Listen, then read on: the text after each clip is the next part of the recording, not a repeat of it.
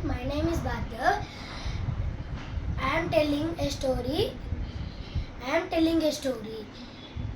Story name is Donkey Wants to Eat a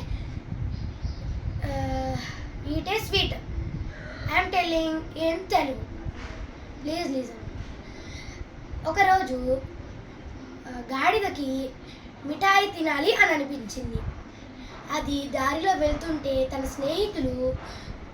స్నేహితులు కనిపించి,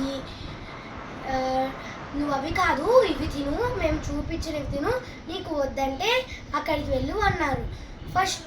మొదటిగా కుందేలు వచ్చి క్యారెట్ను చూపించింది. అదేమో నాకు వద్దు, నాకు అది నచ్చదు అనింది. తర్వాత ఏనుగు వచ్చి పెద్ద చెరుకు చూపించింది. అదేమో నాకు వద్దు అనింది. తర్వాత చీమ వచ్చి బెల్లము చూపించింది. నాకు అది వద్దు. తర్వాత పిల్లి కనిపించింది.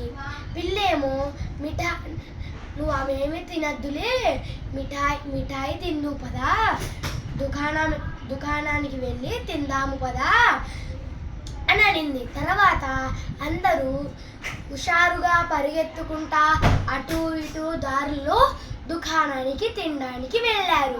Thank you. Good night.